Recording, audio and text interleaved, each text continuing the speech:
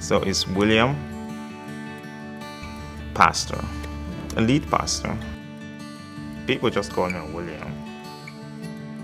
We decided to have a conversation around race because we have a very diverse congregation.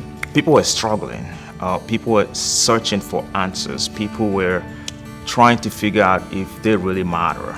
My name's Josh Bell, and I'm a United Methodist pastor. I'm also on staff with Valencia Peace and Justice Institute. I kept hearing stories from my congregation members of their experience of discrimination, their experience of not feeling welcome in my church. I never want people to feel that way, but I had a lot to learn about how to approach conversations around difference, conversations around race, conversations around power and privilege. I needed help with those conversations. And that led me to contacting Valencia Peace and Justice Institute. So when we started talking about the race issue in our church, we had a team of people that came together, and I said to them, look, I can share my perspective, but there are people that are actually equipped and they can create a program for us with steps and process that we can follow.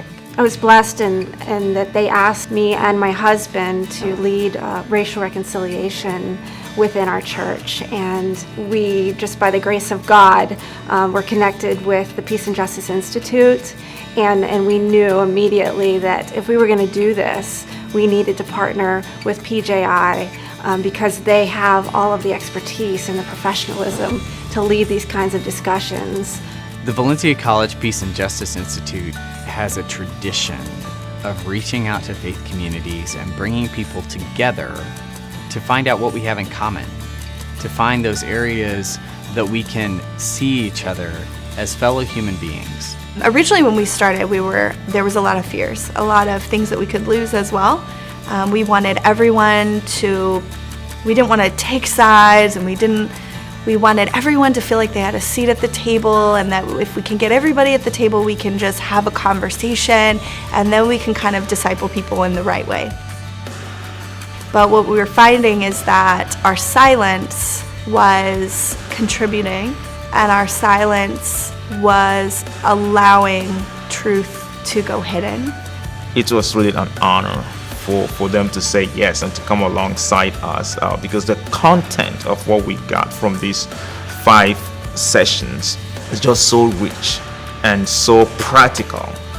But we want to work alongside your faith community to develop what is most accessible and necessary for the people that you're with.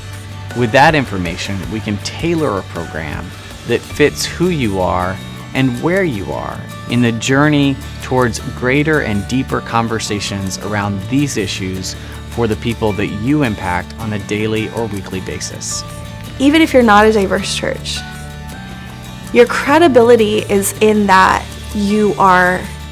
if you're stepping out into something like this, you're stepping out, your credibility is the fact that you are humbling yourself enough to learn. And that is huge. A lot of people are coming to us and are saying, yes, there's hope. There's hope. And I think that is key.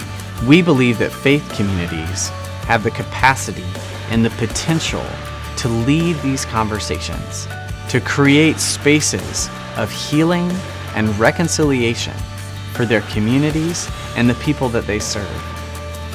We want to see a day when every faith community has the tools that they need to engage in these difficult and redemptive conversations so that they can make a difference in this area, in their congregation, in families, and in their community.